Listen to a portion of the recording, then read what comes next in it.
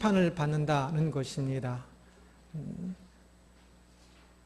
어떤 누구든지 그 사람이 범하는 그 죄에 대해서 반드시 크고 작은 심판이 있을 것입니다. 그러기에 우리가 이 악한 세상 권력을 바벨론을 어찌 보아야 하는지를 잘 알아야 할 것입니다. 악한 세상 권력은 반드시 멸망합니다. 2절 말씀 보면 힘찬 음성으로 외쳐 이르되 무너졌도다 무너졌도다 큰 성 바벨론이여 귀신의 처소와 각종 더러운 영이 모이는 곳과 각종 더럽고 가증한 새들이 모이는 곳이 되어도다 라고 이야기합니다. 오늘 본문에서는 화이또다 화이또다 라고 이야기하면서 바벨론의 멸망에 대해서 이야기하는데 이것은 미래에 대한 예언입니다. 그런데 이 바벨론에 대한 미래의 일을 예언하면서 무너졌도다 라고 표현을 씁니다. 국어 시제로 보면 이제 과거형이지요. 분명 미래의 일에 대한 예언입니다. 지금 악한 권력이 현재 살아있지요. 그런데 무너졌도다라고 이야기합니다. 이것은 미래의 일을 과거 시제로 사용했으니까 굉장히 이상한 문법이지요. 이것을 헬라에서는 예언적 과거 시제다라고 이야기합니다. 예언하는 것인데 과거형을 쓰므로 분명하게 일어날 것을 이야기하는 것이지요. 그래서 이 바벨론이 분명하게 무너질 것이라는 것을 무너졌도다라고 과거형으로 표현하고 있는 것입니다. 너무나 뻔한, 과거보다도 더 뻔한 확실한 사실이기 때문입니다. 그래서 2절의 후반부에서는 그 바벨론이 무너져서 이제 그 폐허가 된 도시 모습을 또한 그리고 있습니다. 이 세상 권력을 이렇게 무너진 그 과거의 모습으로 표현하고 있고 화가 있다고 이야기하고 참으로 비참한 모습을 이야기하고 있지만 그러나 우리가 이것을 또 알기 위해서는 살아있는 권력에 대해서도 지금 현재 있는 그 악한 세상의 권력에 대해서도 조금 더 볼 필요가 있습니다. 12, 13절 보면 그 상품은 금과 은과 보석과 진주와 세마포와 자주옷감과 비단과 붉은 옷감이며 각종 향목과 각종 상아 그릇이요 값진 나무와 구리와 철과 대리석으로 만든 각종 그릇이요 계피와 향료와 향과 향유와 유황과 포도주와 감람유와 고운 밀가루와 미리요 소와 양과 말과 수레와 종들과 사람의 영혼들이라 라고 이야기합니다. 이 바벨론에 오가는 수많은 물품들에 대한 것인데 이 물품들을 굉장히 목록이 길지요. 이 물품들을 읽으면서 별로 부럽지 않으셨지요. 모르니까 그런 건데 사실은 이 당시의 사람들은 이 물건의 목록들을 보면서 굉장히 부러웠을 것입니다.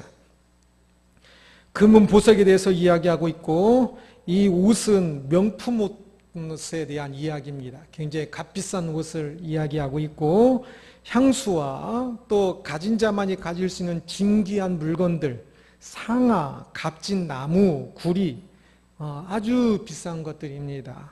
또한 사치품, 계피와 향료들은 또 비싼 것으로 사치품이고 또 감람류는 그 등급이 이 감람류가 처음에 짜내는 것과 두 번째, 세 번째, 네 번째 짜내는 것 다 가격이 다른데 처음에 짜내는 것이 가장 비싼 거겠지요. 그 비싼 감람류와 고운 밀가루 이것도 비싼 최고급 유기농 식품이라고 생각하시면 됩니다. 수레라고 되어 있는 것은 오늘날로 하면 최고급 자동차를 이야기하는 겁니다. 노예도 이야기합니다. 노예가 많으면 자기가 원하는 거 아무거나 다 시키고 완전 갑질을 부릴 수가 있겠지요. 바로 세상 권력은 이러한 것들을 가지고 누리고 있는 사람들입니다. 이러한 것이 가득하여서. 그래서 이것을 누리고 있을 때는 누리는 사람이나 밖에서 보는 사람도 부럽고 좋아 보이지요. 그런데 사실 그 로마 제국의 그 로마시에서 누리고 있는 그 많은 이러한 그 사치품들은 로마 제국 내의 변두리에 있는 많은 나라의 땀이요 피였습니다. 로마는 그렇게 화려했지만 그러나 다른 나라에서 그 로마에 수없이 많은 조공을 바치느라고 보통 사람들은 더 많이 일을 해야 했고, 내가 이만큼 일해서 먹을 수 있는데 로마에다가 바쳐야 하니까 더 많이 일을 해서 내가 이만큼 먹고 남은 것도 바치는 것이야 하니까요. 로마 시에는 시민보다도 노예들이 더 많았습니다. 숫자가. 그 노예들의 그 한은, 그 아픔은 한이 없었을 것입니다. 그렇게 세상 권력으로 무엇인가를 누리고 무엇인가를 그냥 명품 뭐 이렇게 한다는 그것은 자신의 땀이 아니라 누군가의 땀이고 피입니다. 혹 세상에서는 정당하게 돈을 벌을 수도 있어요. 많은 사람들이 세상 권력은 부정하게, 부당하게 버는 것인데, 무슨 그 주식에 그 천재라고 1년에 12억씩 한 번 돈이 몇 억 넣어가지고 그렇게 돈을 법니까? 다 내부 정부 때문에 그러는 것이죠. 부당하게 벌어요. 그렇지만 혹시 정당하게 벌었다 할지라도 그것은 시스템적인 것이고, 그것은 운이고, 그것은 다른 사람의 땀이 나에게 몰린 것일 뿐이에요. 어떻게 하다가 기울기가 나에게 기울어서 몰린 것이에요. 그것을 내가 다 써버리면 안 되는 겁니다. 그 많은 것들을 누리는 사람들이, 세상 권력을 가지고 누리는 사람들이, 그들이 가지고 있는 돈과 그들이 가지고 있는 그것이 그들이 정당하게 번 것이 아니에요. 한 사람이 땀 흘릴 수 있는 땀의 양은 정해져 있어서 한 사람의 노동력으로 그 많은 것들을 벌 수 있는 게 아닙니다. 심지어는 많은 경우는 사실은 피입니다. 많은 사람들이 그것을 착취하고 빼앗고 강도질한 겁니다. 24절 보면 선지자들과 성도들과 및 땅 위에서 죽임을 당한 모든 자의 피가 그 성중에서 발견되었느니라 라고 이야기합니다. 그 바벨론 성에서 그 세상 권력의, 그 악한 세상 권력 안에는 성도들의 피가 있습니다. 정직하게 사느라고, 바르게 사느라고 참 그렇게 제대로 먹지도 못하고 더 힘들게 된 그들의 피, 보통 사람들의 땀을 흘리고도 그 땀의 대가를 제대로 받지 못한 그 땀, 그런 것들이 그 안에 담겨 있는 것입니다.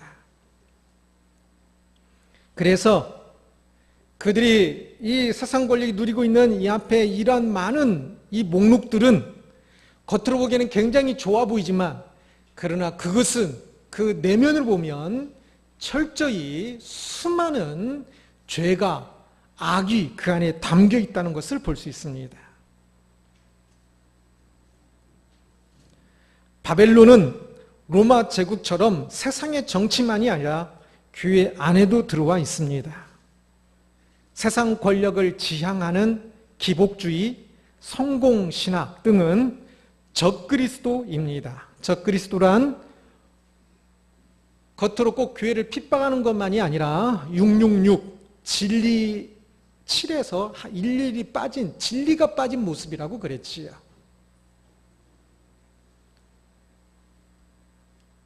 기복주의, 성공신학 등은 예수 그리스도를 말하고 교회에서 예비하고 무엇인가를 하는 것 같지만 그 안에 가장 중요한 진리 대신 예수 그리스도가 있지 않습니다. 그리스도는 낮아지신 분이시지 참 높아지려고 하는 그들의 마음 안에는 그리스도가 없습니다. 그러한 성공신앙은 높은 자리를 좋아하고 그것을 쫓아가며 그것을 가르칩니다. 그들은 그리스도의 이름을 사용하는 것 같으나 십자가에 못 박히신 그리스도가 아닙니다. 그들 마음속에서 그리고 있는 허상의 그리스도일 뿐입니다. 그리고 그것은 더 나쁩니다. 교회를 핍박하면 교회 역사 속에 교회가 핍박받을 때 오히려 더 부흥하였습니다.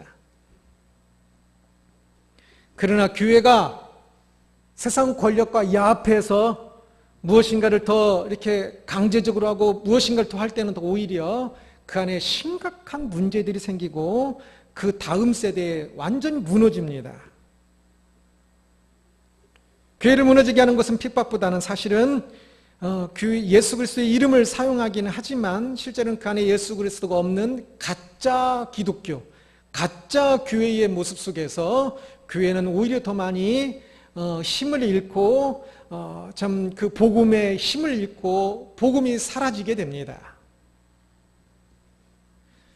저는 오늘 한국 교회가 지금 인구의 딱 10분의 1만 됐으면 좋겠어요.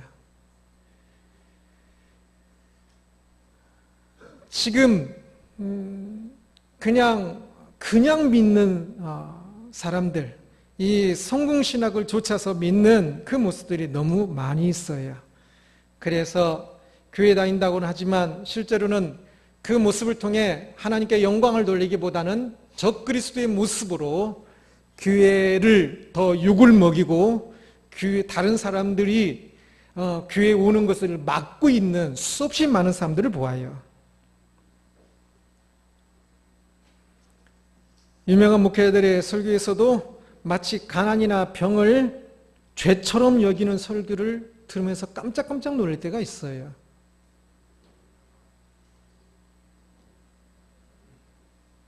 예수님이나 예수님의 제자가 왜 가난했느냐? 헌금 안 해서 제대로 많이 안 해서 가난했다라는 것을 이름만 대면 아는 아주 유명한 목회자가 그런 말을 목회자들을 내놓고 하더라고요.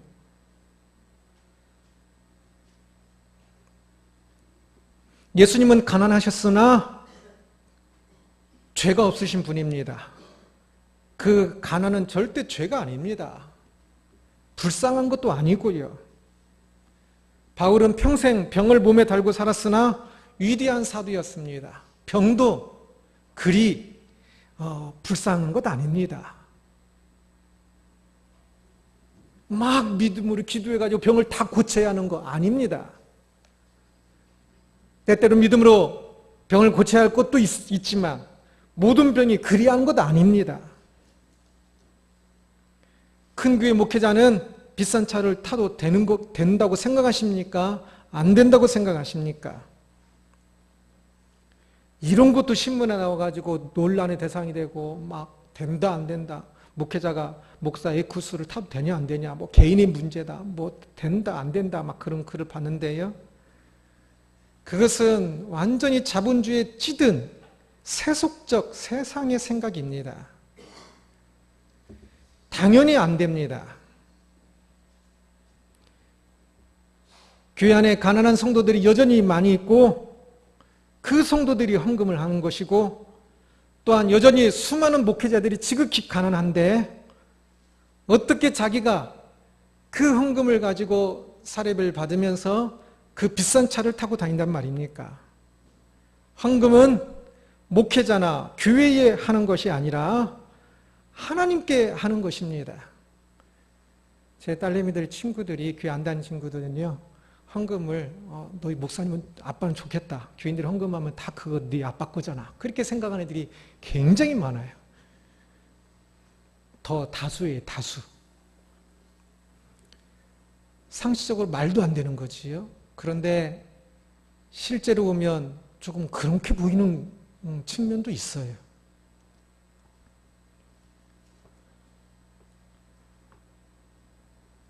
헌금은 많고 많다고 목회자가 그만큼 또 더 많은 사례를 받아야 하는 게 아닙니다.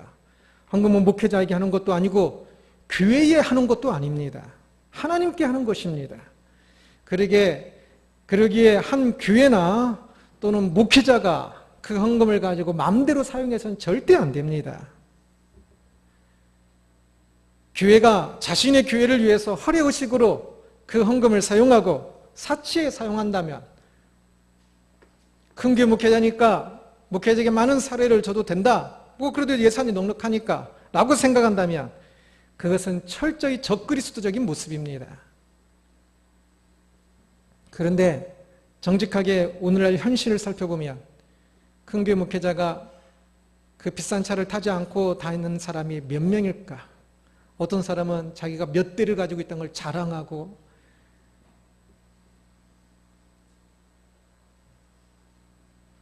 얼마 전에 국회의원 의사당에서 차량 주차장 된 사진을 봤는데요. 전부 에쿠스더라고요. 아니면 외제차고. 저는 그것은 안 부끄러워요. 그 사람도 원래 세상 권력을 쫓아서 그렇게 하는 거니까. 그런데 총신대학에 이사회의가 있어요. 그때 그곳에도 그렇게 에쿠스와 외제차가 쭉 있어요. 가난한 신학생들이 보면서 그것을 마음이 아파해요.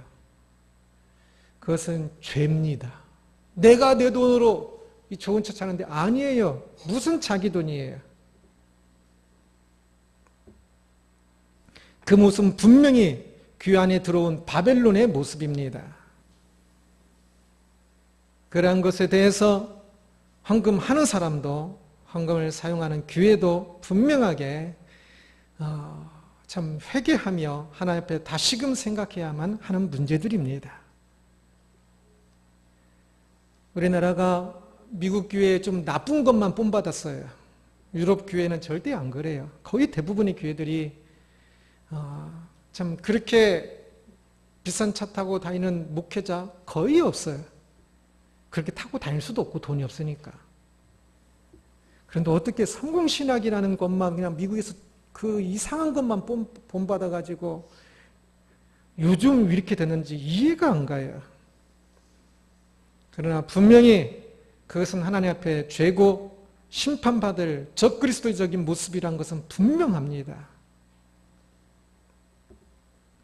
교회와 목회자와 성도들은 높은 자리에서 내려와야 합니다. 허망한 마음에서 내려와야 합니다. 왜냐하면 그 자리는 죄의 자리이고 멸망의 자리이기 때문입니다. 그 자리에 예수 그리스도가 없기 때문입니다. 그 자리는 우리를 구원한 자리가 아닙니다. 저는 대부분의 세상 권력이 악한 권력이라고 말하고 싶습니다. 그런데 선한 세상 권력도 있을까요? 라고 질문한다면 지극히 예외적으로 있습니다. 그래서 사람들이 모인 곳에서 권력이 없을 수는 없기 때문에 그러한 어떤 구조적인 권력이 있을 수 있는데, 그러나 그러한 권력을 혹시 가지게 된다면 저희 교회가 구조적으로라도 그렇게 큰 교회가 되는 것을 저는 어떤 방식으로도 뭐 할 수도 없겠지만 혹시 그렇게 된다면 어떤 방식으로라도 막을 겁니다.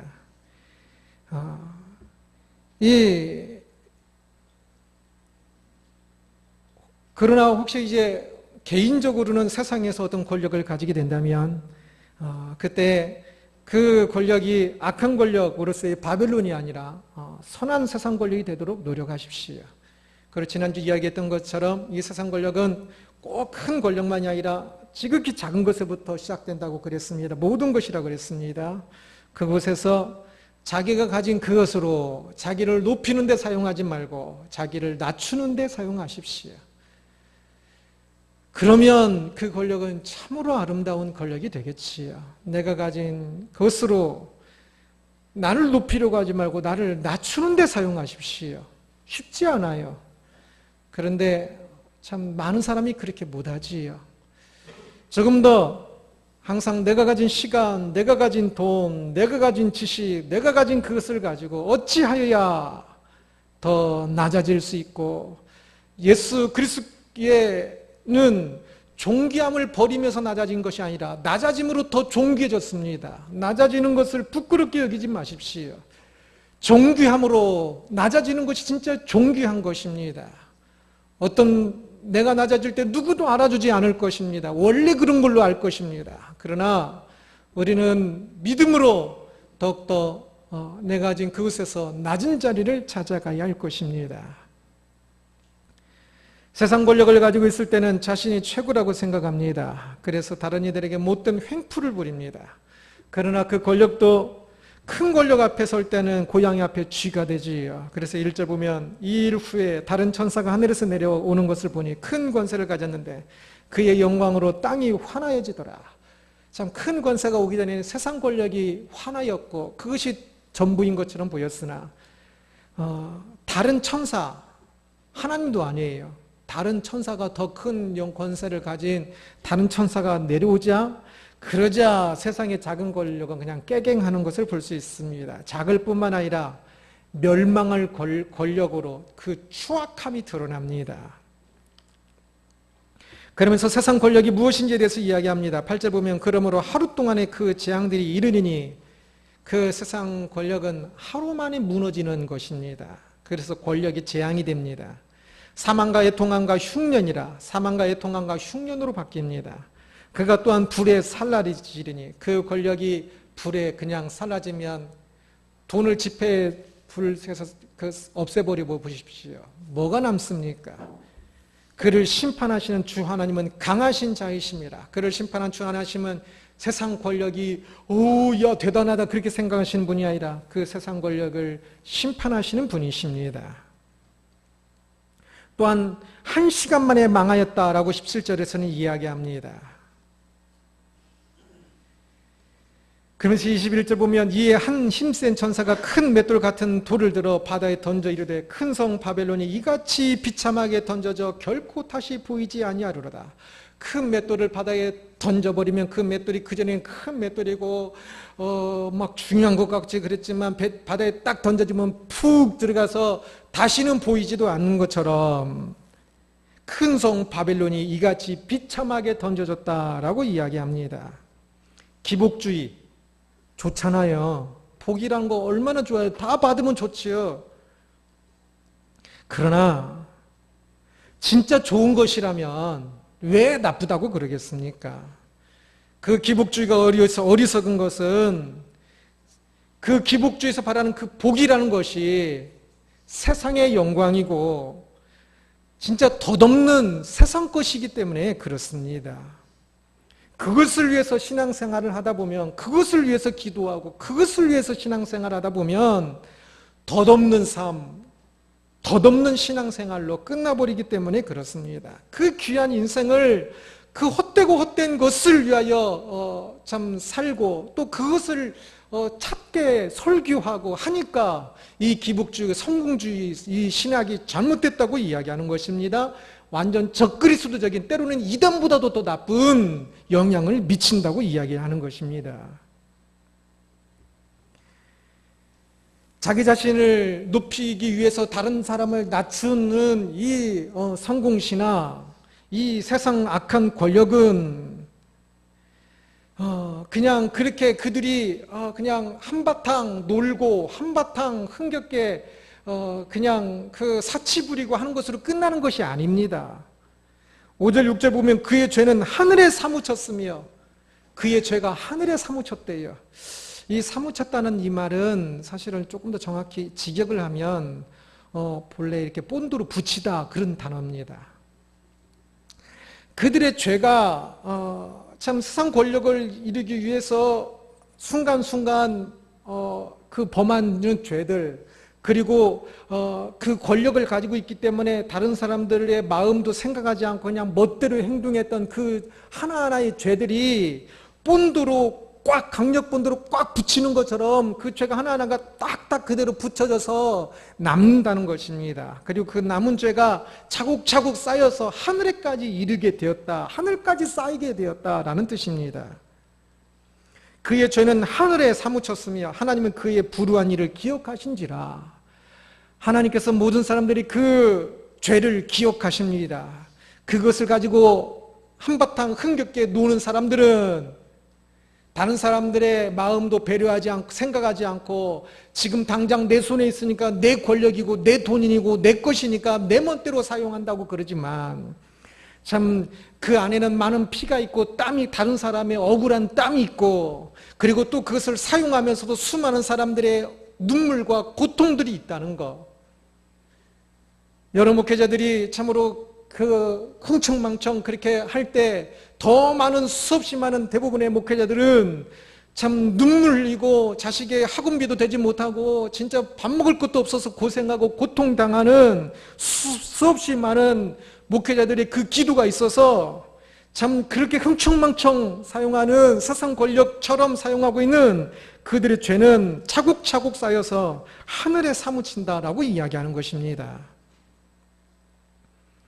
세상 권력은 7절 보면 그가 얼마나 자기를 영화롭게 하였으며 사치하였는지 라고 이야기합니다. 자기를 영화롭게 하고 사치한 것, 그만큼 그리고 고통과 애통함으로 갚아주라 라고 이야기합니다. 세상 권력으로 저지른 그 영화와 그 사치는 그것으로 끝나는 것이 아니라 그것에 해당하는 고통과 애통함으로 돌려질 것이라는 말씀입니다. 그래서 4절 보면 또 내가 들으니 하늘로부터 다른 음성이 나서 이르되 내 백성아, 이 다른 음성은 천사가 말하는 걸까요? 하나님께서 말씀하시는 걸까요? 내 백성아 라고 말씀하는 거 보니까 하나님께서 말씀하시는 거예요. 내 백성아 거기서 나와. 거기가 어딜까요? 바벨론입니다. 세상 권력, 크고 작은 그 권력 속에 취하고 그것을 쫓아가고 기복주의와 성공신하고 그것을 쫓아가면서 그것을 따라가고 그것을 가지고 흥청망청 사용하고 있는 그곳에서 나와. 그의 죄에 참여하지 말고. 왜 그곳에서 나와야 합니까? 그것에 참여할 때 그가 받을 재앙들을 받지 말라. 이 재앙을 받기 때문에 그렇습니다. 죄에 참여하면 재앙을 받게 될 것이 분명합니다. 심지어 성공신학은 예수님의 이름으로 바벨론 속으로 들어가는데요. 그러면 더 많은 죄가 있을 것, 더 많은 심판이 있을 것입니다.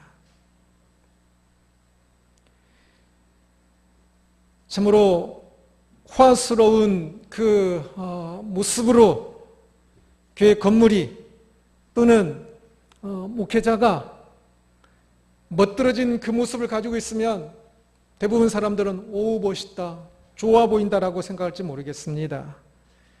그래서 사람들은 보통 세상 권력 앞에 참 구차하게 엎드리지요. 값에 싼 음식을 먹고 돈을 펑펑 쓸 때 멋있어 보이지요. 불쌍하다 보이는 사람 없지요. 그러나 그 내면은 아주 끔찍해서 불쌍하고 참으로 재앙입니다. 무엇보다 그 안에 예수 그리스도가 계시지 않기 때문입니다. 그러기에 이제는 그냥 우리들도 세상 생각 그대로 그냥 좋아 보인다, 그게 아닙니다. 그 속에서 참 옳고 그른 것이 무엇인지를 항상 생각하며 살아야 하는 것이지요. 악한 세상 권력은 반드시 몰락합니다. 교회 안에 바벨론의 모습이 있는 것은 더더욱더 불쌍한 모습입니다. 그러나 사람은 항상 악한 세상 권력에 유혹받고 물들기 쉽다는 것을 명심하고 매우 심각하게 경계해야 합니다. 저부터 시작해서 이렇게 말씀을 전하고도 또한 내려가면 순간순간, 혹시 길게는 아니라 할지라도 순간순간 넘어질 수 있습니다. 저는 주변에서 그렇게 위선적으로 말하는 사람들을 많이 봅니다. 매우 심각하게 경계해야 하는 것입니다. 남 이야기할 거 없습니다. 우리 자신이 그렇게 해야 하는 것입니다. 바벨론의 몰락이라는 제목으로 말씀을 살펴보았습니다. 악한 세상 권력은 반드시 멸망한다는 것을 보았습니다. 세상에서는 좋아 보이고 부럽기까지 할지 모르지만 반드시 멸망할 죄입니다. 좋아 보이는 것 하나하나가 사실은 더 많은 죄고 재앙일 뿐입니다.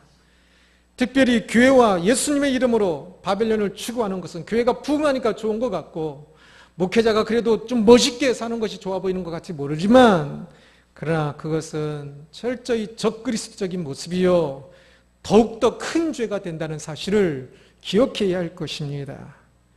영광의 신학, 십자가의 신학이라는 말이 있습니다.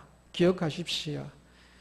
이 영광의 신학, 십자가의 신학, 영광과 십자가 굉장히 상충되는 것처럼 보이지요.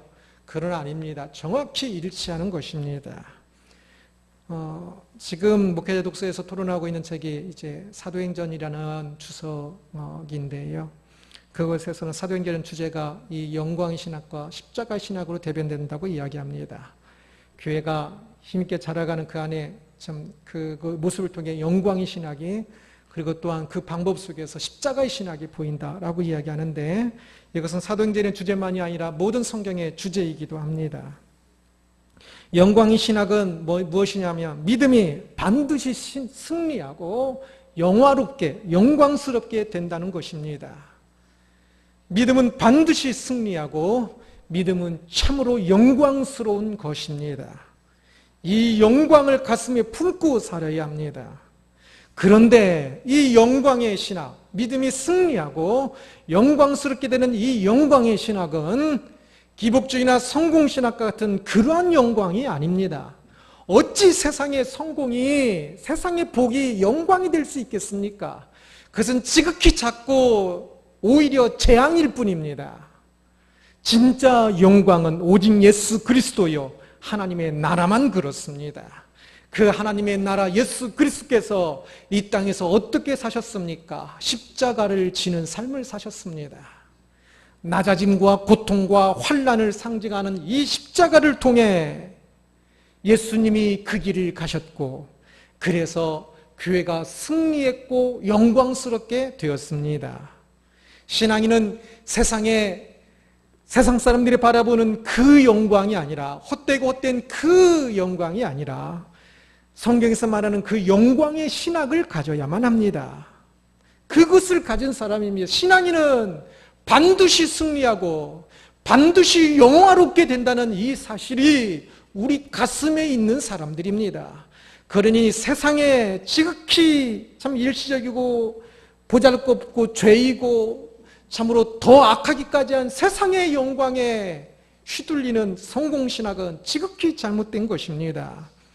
우리는 그 세상에서 더 잘 먹고 더 잘 살고 더 무엇을 이룸으로 영광의 신학을 이루는 것이 아니라 오직 십자가 신학으로 더 낮아짐으로 예수님이 가신 그 길 따라 예수님을 믿는다고 말하면서 예수님을 믿는 그것이, 예수님께서 나를 위해서 대신 십자가 못 박혀 죽으셨다는 것만을 믿는 것은 그 사람은 도둑입니다. 예수께서 나를 위하여 십자가 못 박혀 죽으셨기에 내가 이제는 예수 그리스도의 그를 따라가는 삶을 살겠노라고 이야기할 때 그게 바로 신앙인입니다. 참으로 낮아짐으로 십자가 신학으로 그 영광을 이루어가는 사람이 되어야 하는 것입니다. 바벨론으로, 세상 권력으로 영광을 찾으려 하지 마십시오. 우리는 믿음이 아닌 그 어떤 것으로 구원을 이룰 수 없음을 잘 알고 있고, 돈으로도 못 가요, 어떤 것도 못 가요 하면서 찬양, 어렸을 때부터 찬양을 부르지 않았습니까? 그래놓고도 왜 세상 영광을 찾으려고 합니까? 십자가의 길을 가는 사람에게만 하늘 영광이 있음을 명심해야 할 것입니다. 그래서 내가 있는 그 자리에서 어찌하여야 십자가의 신학을 따라 영광의 신학을 이루어갈 수 있을지, 참으로 멸망하는 세상의 그 권력 바벨론을 따라가는 그 신학이 아니라, 바벨론 신학이 아니라 오직 십자가 신학으로 영광의 신학을 이루어가는 우리들이 되기를 주님의 이름으로 축원합니다. 기도하겠습니다.